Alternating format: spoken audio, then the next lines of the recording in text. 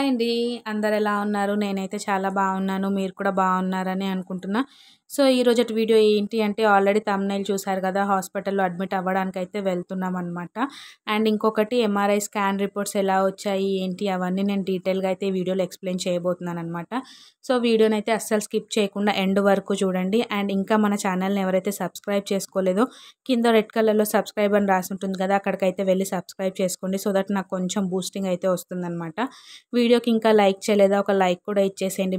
మీరు చేసే లైక్ వల్ల నా వీడియో ఇంకా సజెషన్స్‌లోకి వెళ్ళే ఛాన్స్ అయితే ఉంటుందనమాట. సో, అందుకనే ఖచ్చితంగా లైక్ అయితే ఇవ్వండి. వీడియోస్ పెట్టడానికి అస్సలు ఓపిక లేదండి. బ్యాక్ పెయిన్ అయితే ఇంకా అస్సలు తక్కువ అవ్వలేదనమాట. సివియర్ బ్యాక్ పెయిన్ అయితే వస్తుంది. అండ్ ఇంకొకటి మాట్లాడేటప్పుడు కూడా చాలా దమ్ అయితే వస్తుందనమాట. సో, ఎంత కష్టపడి వీడియోస్ అయితే చేస్తున్నాను. నాకైతే సపోర్ట్ చేయండి. ప్లీజ్ రిక్వెస్ట్ చేస్తున్నాను. రెగ్యులర్‌గా పెట్టొద్దు అనుకుంటున్నాను గానీ, నా వీడియోస్ కోసం వెయిట్ చేస్తున్నారు గదా! సో, వాళ్ళనెందుకు వెయిట్ చేపియడం. కొంచెం లేట్ అయినా సరే వీడియో అయితే పోస్ట్ చేద్దాము అని చెప్పేసి ఇంకా ఇప్పుడే వాయిస్ ఓవర్ ఇచ్చి ఇప్పుడే పోస్ట్ చేస్తున్నానండి. సో, ప్లీజ్ ఖచ్చితంగా సపోర్ట్ అయితే చేయండి. ఇంకా లేట్ చేయకుండా వ్లాగ్ అయితే స్టార్ట్ చేసేద్దాము. సో, ఇందాక ఆల్రెడీ టైం చూపించాను కదా! 10:14 అట్లా అవుతుంది. అప్పుడైతే స్టార్ట్ అయినామనమాట. హాస్పిటల్‌కి వెళ్ళేసరికి 10:30, 10:40 అట్లా అయింది. ఇంకా వెళ్ళి అడ్మిట్ అయితే అయినాము. సో, ఇంకా నాకు అడ్మిట్ అయిన వెంటనే సీటీజీ అయితే పెట్టేశారనమాట. ఇంకా సీటీజీ పెడితే నేను అట్లనే పడుకునే ఉన్నాను. సో, ఇంటి దగ్గరనే యాపిని కూడా ఫ్రెష్ అప్ చేసేసినా కదా! తను కూడా తిన్నది. ఇంకా కార్‌లో వచ్చేటప్పుడే పడుకునేసిందనమాట. సో, తనని ఇంకా కొంతసేపు మా అమ్మని అట్లా ఎత్తుకొని కూర్చొని ఉందనమాట. పంపియను అనేసి అంటుంది. ఏమొద్దు ఉంటది యాపి. నైట్ టైమ్స్ మాక్సిమం ఆమె నాతో పడుకోదనమాట. వాళ్ళ డ్యాడీతోటే పడుకుంటది. సో, ఏం కాదు పంపించేద్దాము అని చెప్పేసి ఇంకా యాపిని అయితే పంపించేసినామనమాట. యాపి లేదు అన్న బాధ అయితే నాకేం లేకుండే. ఎందుకంటే ఒక నైట్‌కే కదా! మాక్సిమం యాపి నాతో పడుకోదు నైట్ టైమ్స్. ఎందుకంటే నాకు నైట్ టైమ్స్ అటు ఇటు తిరగడానికే కొంచెం ఇబ్బంది అనిపిస్తది. ఇంకా తను సడన్‌గా లేసిందనుకోండి, నేను తనని తిరిగి పట్టుకోలేననమాట. సో, అట్లా వాళ్ళ డ్యాడీకి అలవాటు చేసినా కాబట్టి ఇంకా నేనేమంత బాధపడలేదనమాట యాపిని ఇంటికి పంపించినప్పుడు. మా అమ్మనే చాలా బాధపడింది. సో, ఇంకా లేట్ నైట్ అయిపోయింది కాబట్టి ఇంకా బాయ్స్‌నైతే ఉంచారనమాట అక్కడ. ఇంకా రిక్వెస్ట్ చేస్తే ఉంచుతారేమో గానీ, ఇంకా మా అమ్మ ఉంది కాబట్టి ఇంకా వెళ్ళిపోమని చెప్పినారు. సో, ఇంకా యాపిని తీసుకొని వాళ్ళైతే వెళ్ళిపోయినారనమాట. ఇంకా వెళ్ళిపోయిన తర్వాత ఇంకా నాకు సీటీజీ పెట్టారు కదా! సీటీజీ తీసేసిన తర్వాత ఇంకా స్టెరాయిడ్స్ ఫస్ట్ డోస్ అయితే ఇచ్చారు. అండ్ పెయిన్‌కొచ్చేసి ఇంజెక్షన్స్ కూడా ఇచ్చారనమాట. ఇంకా ఇంజెక్షన్స్ ఇచ్చిన తర్వాత పడుకోమని చెప్పారు. సో, మార్నింగ్ నుంచి ఎంఆర్ఐ స్కాన్‌లో బాగా అలసిపోయి ఉన్నాను కానీ నిద్ర అయితే పట్టలేదనమాట ఆ పెయిన్స్‌కి. పడుకుంటే ఇంకెక్కువ వస్తున్నాయి అనిపిస్తుందనమాట. సో, అటు ఇటు వాక్ చేస్తే కొంచెం బెటర్ ఫీలింగ్ అనిపిస్తుందని ఇంకా అసలు పడుకోలేదు. అటు ఇటు వాక్ చేస్తానే ఉన్నాను. ఇక్కడ చూడండి సీటీజీ పెట్టారు నాకు. నా బేబీ హార్ట్ బీట్ వినండి. హార్ట్ బీట్ వింటున్నంత సేపు ఎంత హ్యాపీగా అనిపిస్తదంటే అంత హ్యాపీగా అనిపిస్తది.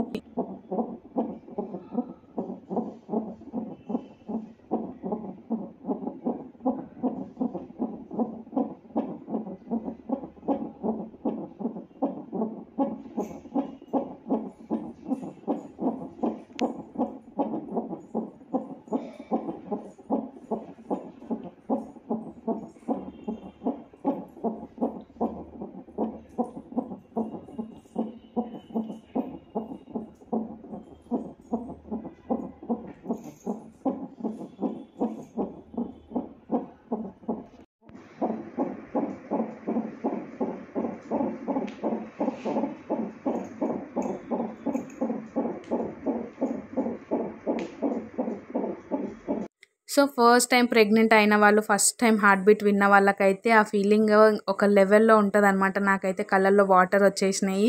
ఎంత అసలు చెప్పలేమనమాట ఆ ఫీలింగ్‌ని. సో, ఇప్పుడైతే మీకు చూపియాలి అనేసి అయితే క్యాప్చర్ చేశాను గానీ, నేను యాపీ అప్పుడు కూడా క్యాప్చర్ చేసుకున్నానండి. ఎందుకు అంటే, అప్పుడొచ్చేసి కరోనా టైం అనమాట. ఎవరిని అలో చేయకపోతుండే. జస్ట్ నేను ఒక్కదాన్నే ఉంటుండే అనమాట. సో, మా వాళ్ళకి వినిపించాలి అనేసి క్యాప్చర్ అయితే చేసి పెట్టుకున్నాను. అండ్ నెక్స్ట్ వచ్చేసి ఇప్పుడు చూపిస్తున్నాను కదా! ఇదే బెడ్ పైనే పడుకున్నానండి యాపీని డెలివరీ అయ్యొచ్చిన తర్వాత. అండ్ నెక్స్ట్ యాపీ డెలివరీ కన్నా ముందు ఒక 10 డేస్ ముందు అడ్మిట్ అయ్యాను అని చెప్పాను కదా!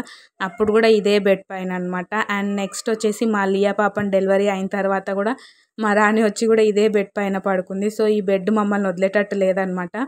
సో, ఇప్పుడు కూడా బేబీ ఇంకా డెలివరీ కాలేదు. అడ్మిట్ అయినప్పుడు ఇదే బెడ్ పైన పడుకున్నాను. చూద్దాము నెక్స్ట్ టైమ్ మళ్ళీ ఇదే బెడ్ పైన బేబీ గర్ల్‌తో ఉంటానా, బేబీ బాయ్‌తో ఉంటానా చూడాలి.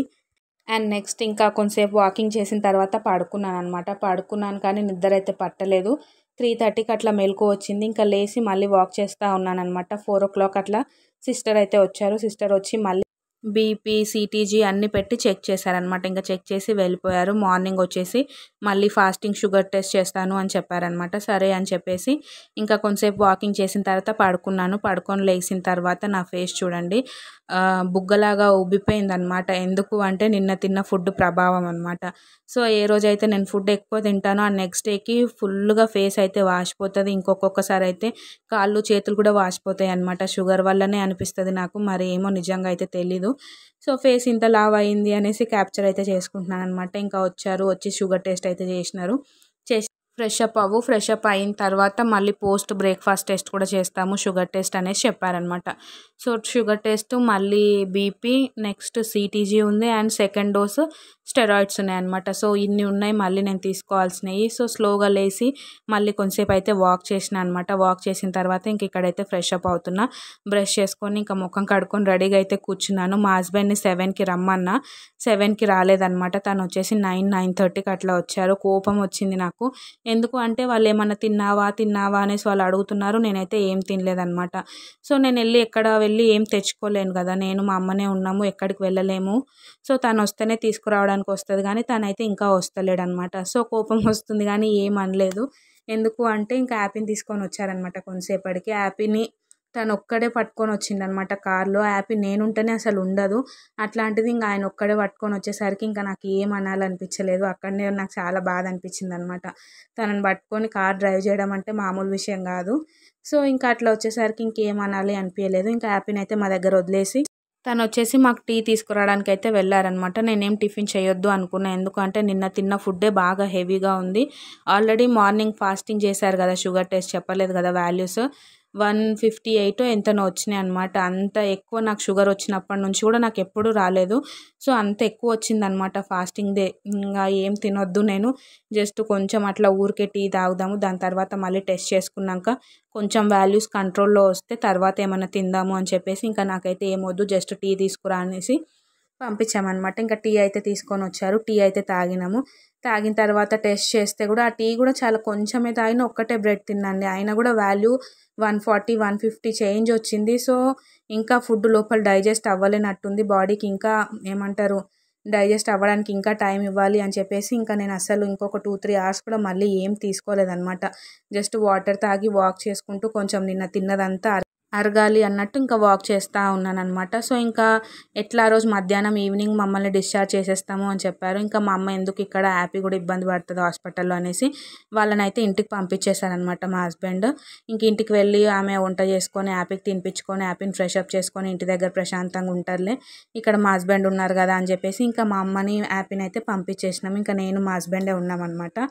సో ఇంకా అట్లా సెకండ్ డోస్ కూడా ఇచ్చేశారు అండ్ ఈవినింగ్ అయ్యింది. రిపోర్ట్స్ అయితే వచ్చినాయి. మేడం నార్మల్గా అయితే ఓపీ చూడరు, మేము అడ్మిటెడ్ కాబట్టి చెకప్కి వస్తుంటారు కదా జనరల్గా. సో అట్లా వచ్చినప్పుడు మా రిపోర్ట్స్ అయితే వెళ్ళి చూపించినాం అనమాట. చూపించి ఇంకా కనుక్కుందాము డిశ్చార్జ్ ఎప్పుడు చేస్తారు అండ్ ఈ రిపోర్ట్స్ ఎలా వచ్చినాయి అనేసి కొంచెం మాట్లాడేసి వద్దాము అనేసి ఇంకా మేడం దగ్గరికి అయితే వెళ్ళాం అనమాట. మేడం రిపోర్ట్స్ చూసి బాగా వచ్చాయి అని చెప్పారు. సో అప్పుడు ఎంత అమ్మయ్య అనిపించిందంటే దేవుడా నువ్వు ఉన్నావు అన్నట్టు అనిపించింది అనమాట. సో రిపోర్ట్స్లలో అయితే సిస్ట్ అయితే పెరగలేదండి, ఎంత ఉంది అంతే ఉంది. నాకైతే చాలా అంటే చాలా హ్యాపీ అనిపించింది అనమాట. సో నేను ఎట్లా అనుకున్నా అంటే ఖచ్చితంగా సిస్ట్ పెరిగింటుంది, ఎందుకంటే ఆల్రెడీ సెకండ్ టైం చేయించినప్పుడు పెరిగిండే కదా. సో ఇప్పుడు ఇంకా పెరిగింటుందేమో అనేసి చాలా అంటే చాలా టెన్షన్ పడ్డా. ఆ టెన్షన్కే పెయిన్స్ వచ్చినాయో ఏమో మరి నాకు ఇంకా అర్థం కాలేదు, అంత ఎక్కువ టెన్షన్ పడ్డా అనమాట. కానీ తీరా చూస్తే నాకైతే సిస్ట్ అయితే ఏం పెరగలేదండి, నార్మల్గానే ఉంది అనేసి అన్నారు. హ్యాపీ అనిపించింది. ఇంకొకటి ఏం చెప్పారు అంటే 9th మంత్ వరకు అయితే మనం ప్రెగ్నెన్సీని ముందుకు తీసుకొని వెళ్ళొచ్చు అనేసి అన్నారనమాట. దీనికి కూడా ఇంకా ఇంకా హ్యాపీ అనిపించింది అనమాట. ఎందుకు అంటే 8th మంత్లో డెలివరీ అంటే ఎంత రిస్కో మనకు అందరికీ తెలిసిందే కదా. 8th మంత్లో అసలు డెలివరీ అవ్వద్దు అంటారు, 7th మంత్లో అయినా ప్రాబ్లం లేదు కానీ 8th మంత్లో అసలు అవ్వకూడదు అంటారు కదా. కానీ నాకు ఫస్ట్ నుంచి 8th మంత్లోనే డెలివరీ అనేసి ఎప్పుడైతే టిఫా స్కాన్ రిపోర్ట్స్ వచ్చినాయో అప్పటి నుంచి 8th మంత్ అనే ఫిక్స్ అయిపోయి ఉన్నామన్నమాట. సో అట్లాంటిది ఈ 4 మంత్స్ పడిన టెన్షన్ మొత్తము ఇప్పుడైతే పోయింది. మ్యాక్సిమం ఇప్పుడు నేను 9th మంత్ ఎంటర్ అయ్యే వరకు అయితే హ్యాపీగా క్యారీ చేయొచ్చు అనేసి అయితే చెప్పారనమాట. ఈ హ్యాపీనెస్‌కి రీజన్ మీరు కూడా అండి. మీరిచ్చిన బ్లెస్సింగ్స్ వల్లనే నా బేబీకి ఏం అవ్వలేదు అనేసైతే నాకు అనిపిస్తుందనమాట. సో, ఈచ్ అండ్ ఎవ్రీ వన్‌కి చాలా అంటే చాలా థ్యాంక్ యూ సో మచ్ అండి. అంతకన్నా పెద్ద వర్డ్ ఏదన్నా ఉంది అంటే కూడా అది కూడా అనమాట. ఎందుకంటే మీరు నన్ను, నా బేబీని ఎంత బ్లెస్ చేశారో ఆ బ్లెస్సింగ్స్ నాకు, నా బేబీకి ఉన్నాయి అన్నట్టయితే అనిపించిందనమాట నాకు ఆ రోజు. చాలా అంటే చాలా హ్యాపీ అనిపించింది. సో, ఈ హ్యాపీనెస్ ఇట్లనే పర్మనెంట్‌గా ఉంటే బావుండు అనిపిస్తది కానీ, పర్మనెంట్‌గా లేదండి నా సిట్యుయేషన్‌లో. ఇంకా చాలా ట్విస్ట్‌లయితే ఉన్నాయి నా ప్రెగ్నెన్సీలో. ఏంటి అంటే మాక్సిమం 9థ్ మంత్ వరకైతే తీసుకొని వెళ్ళొచ్చు ప్రెగ్నెన్సీ అని చెప్పారు కదా మేడము. మళ్ళీ నెక్స్ట్ ఇంకొక స్కాన్ ఉందనమాట. ఒక 10 డేస్ తర్వాత చేద్దాము అనేసి అన్నారు. మనం టిఫా స్కాన్ ఎక్కడైతే చేయించుకున్నామో సెకండ్ టైం మళ్ళీ సిస్ట్ కోసం చేయించుకున్నాం కదా! సో, ఇప్పుడు థర్డ్ టైం కూడా మళ్ళీ అక్కడికే పంపిస్తాను అనేసి అన్నారు. సో, అక్కడ చేసిన తర్వాత అక్కడ కూడా ఒకసారి క్రాస్ చెక్ చేసుకుందాము సిస్ట్ పెరుగుతుందా లేదా అని చెప్పేసి. సో, దాన్ని బట్టి మనము డెలివరీ అనేది డిసైడ్ అవుదాము అనేసి అయితే చెప్పారనమాట. సో, ఇంకొక ఎగ్జామ్ ఉంది నా లైఫ్‌లో. ఆ ఎగ్జామ్ కూడా మరి పాస్ అవుతానా ఏంటి ఇంకా తెలీదనమాట. సో, దాన్ని బట్టి డెలివరీ డేట్ అనేది ఫిక్స్ చేస్తాను అని చెప్పారు. అప్పటి వరకు అయితే ఏం చెప్పలేము అనేసి అన్నారు. సో, ఇట్లా బేబీకి సిస్ట్ పెరుగుతలేదు కదా! మరి ఆపరేషన్ ఏం చేయకుండా ఉంటారా మేడం అనేసి అడిగేశాననమాట నేను. ఎందుకంటే నాకు ఎప్పుడెప్పుడు బేబీకి ఆపరేషన్ చేయకుండా ఉంటారా? బేబీని ఎప్పుడు నాకు హెల్తీగా ఇస్తారా అన్న ఇంటెన్షన్ తోటే ఉన్నాననమాట మైండ్‌లో. సో, మేడం అన్నారు, మీరే చూస్తున్నారు కదా! ఒక్కొక్క రిపోర్ట్‌లో ఒక్కొక్కలాగా వస్తుంది. ఫస్ట్ అయితే సిస్ట్ లాగా వచ్చింది. తర్వాత గ్రోత్ స్టేజ్‌కొచ్చింది. అండ్ ఇప్పుడొచ్చేసి బ్లడ్ క్లాట్ లాగా వచ్చింది. సో, మనం పర్టిక్యులర్‌గా చెప్పలేము బేబీ డెలివరీ అయ్యేంత వరకు అనేసి అన్నారనమాట. సో, ఈ ప్రెగ్నెన్సీ అన్నీ ఎన్ని టర్న్స్ అండ్ ట్విస్ట్‌లతోటి సాగుతుందంటే ఇంకా ఎప్పుడెప్పుడు ఏం రివీల్ అవుతాయో తెలీదండి. ఇప్పటికి ఇంకా ఒక డెలివరీ డేట్ అనేది మాకు ఫిక్స్ చేయలేరు మేడము. ఎందుకు అంటే ఇప్పుడు వరకైతే హ్యాపీ అనమాట. 9 మంత్స్ వరకైతే నేను క్యారీ చేయొచ్చు అని చెప్పేసి. 9 మంత్ పడిన 1 డేకి డెలివరీ అయినా ప్రాబ్లమ్ ఉండదండి. సో, చూద్దాము లైఫ్ ఎట్లా తీసుకొని వెళ్తే ఇంక అట్లా అయితే వెళ్ళక తప్పదు కదా! మన చేతుల్లో ఏం లేనప్పుడు లైఫ్ ఎట్లా నడిపిస్తే ఇంక అట్లా నడవాలి. చూద్దాము ఇంకా ఎన్ని టర్న్స్, ఎన్ని ట్విస్ట్‌లని ఫేస్ చేయాల్సొస్తదో. ఎన్ని ఫేస్ చేసినా, ఏం జరిగినా ఎండ్ ఆఫ్ ద డే నేను, నా బేబీ సేఫ్‌గా బయటికొస్తే చాలు అన్నట్టుందండి.